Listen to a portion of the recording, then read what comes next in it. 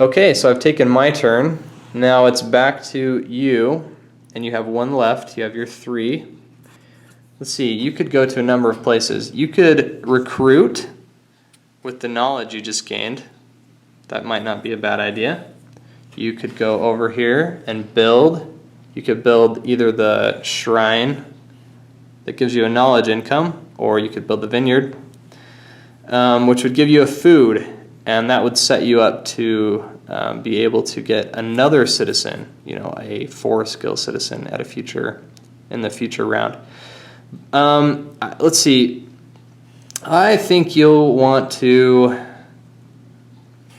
this card's looking pretty good. So you're also going to go recruit.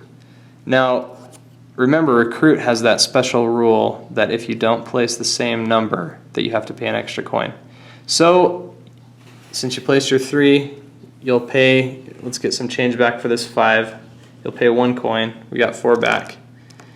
And now you can gain this military card. Oh wait, we have to pay 1 knowledge, the 1 knowledge that you had on your board. So here's the card. It is the Sword Sworn. They have 2 swords. Okay. So here's a problem. You only have 2 army slots. Remember, in your capital city, you can only have 2 armies. So you have to retire one of these armies.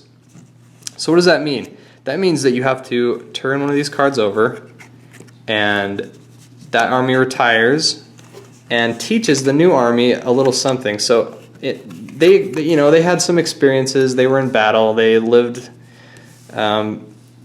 and learned some things. And so that's what this ability is here. This is the legacy ability. So this army trained the new army, and now this army has these 2 swords and this coin symbol, which means every time this army attacks somewhere, it also gains a coin. I guess they learned how to be pillagers or something like that. Okay, so that is the end of your turn. You've taken your 3 actions. Now it's back to me. So I'm out of citizens, but I still have some armies I can use, which I probably will do. Let's look up here at the Titans and see which of these we might want to attack.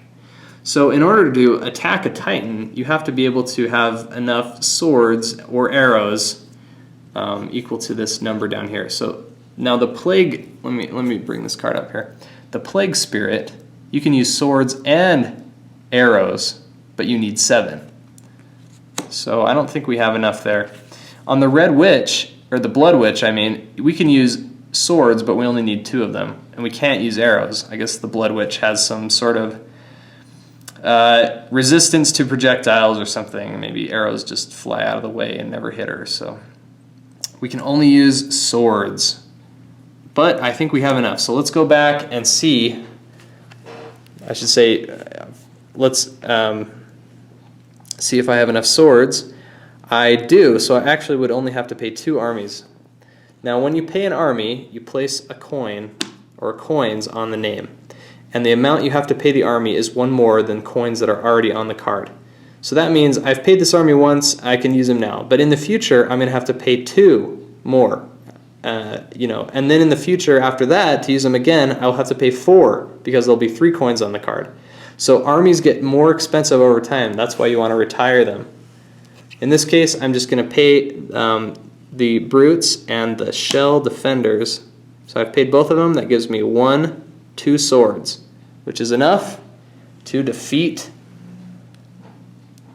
the Blood Witch. So we bring this card down here.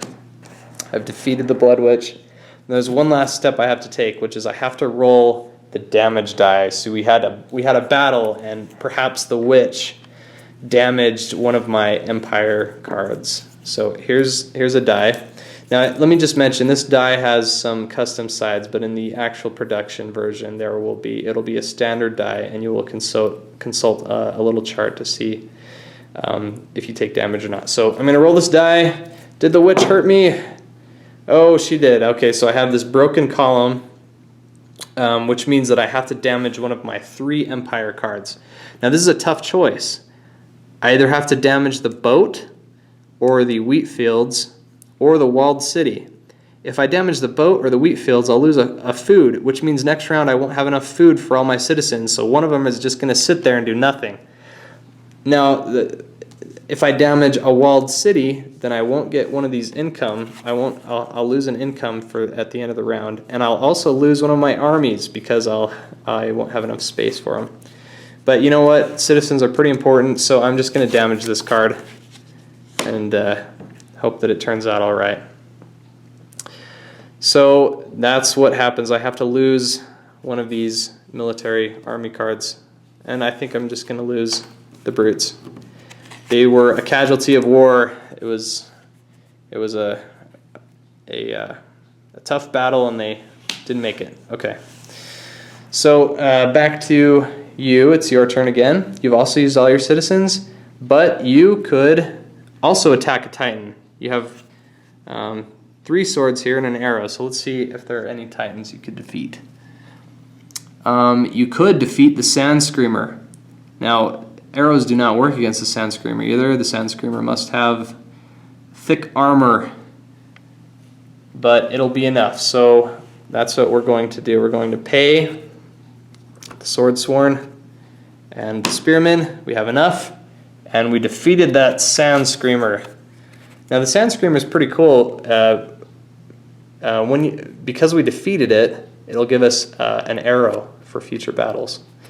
So we'll put it right down here, and remember we have to roll that damage die to see if it hurt us in the battle. And it looks like we rolled a coin, which means that you'll have to lose 1 coin. At least we didn't have to damage an Empire card. That's far worse. So now we go back to me. You know, I still have a Spearman left, but the next Empire card that really is available, that's within my reach, it requires 4 swords/arrows, so I really don't have enough, so I'm going to pass. And then it's back to your turn. You've used both of your armies, and all of your citizens, so you can do nothing else, so you also pass. And that is the end of the round. So at the end of the round, what we do is we will discard these Empire cards. We'll draw some new ones. We'll draw 4 new ones. Well, you draw an amount depending on the number of players, so you can see the 2, 3, 4 on the board. You might draw more depending on the number of players. We'll also draw some new armies that could be recruited for next time.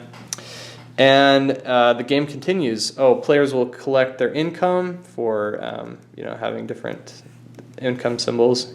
They'll bring their workers back, their citizens back, and see if they can feed them all. If they can't, they have to go into starving, remember. And the game continues on for 6 rounds until it ends. And then players count up how many, they count up sets of these banners and collect victory points, and the player with the most points wins. So that's the game in a nutshell. Let me just show you a couple of the things that we didn't get to in our round. There are a few actions that are not available on round 1, but they will be available in later rounds. For example, this action down here is explore. You can see the ship going off to explore and find new tribes and buildings and empire cards. So what this lets you do if you place a citizen here is it lets you draw from the empire deck. You can draw 5 cards, and then you get to choose to keep one of them. And when you keep it, you store it. You put it below your player board right here, and at a later time you can build it.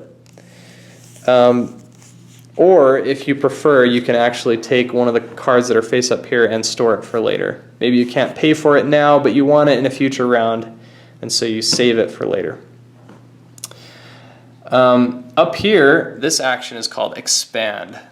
And remember when I showed you the capacity on the player boards, so you have to have 1 capacity for every empire card that you have. So you can see the capacities right here.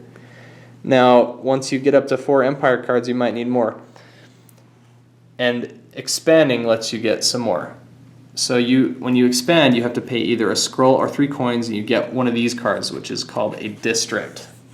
Districts are cool because they give you the 3 capacity, and they also have different abilities. So this one is interesting. It lets you pay 2 coins less to build stored cards. So remember, you might be exploring a bunch and storing those cards. Well, if you own this, you could pay 2 less. So you might build a different, an interesting engine there, and that would help you gain, help you build more cards. All these have different abilities. Like this one's cool too. I like this one. When an adjacent gains a knowledge, a scroll, you gain a coin. That's one of the interesting things about the game, is that you'll be collecting different Empire cards that give different abilities, and you might create an awesome combo that just pushes you to victory.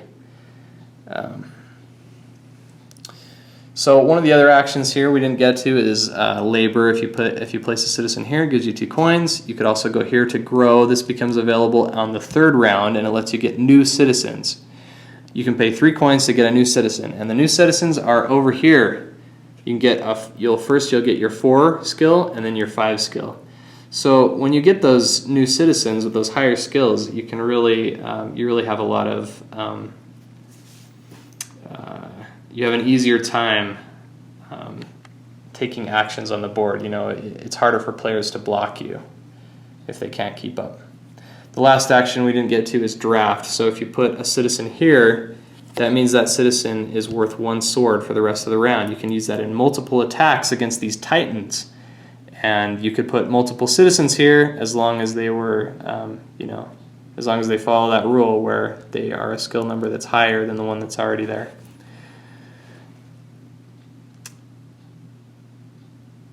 Anyway, that's pretty much the game, and there are a couple things that we didn't quite get to, but hopefully that gives you an idea of how to play.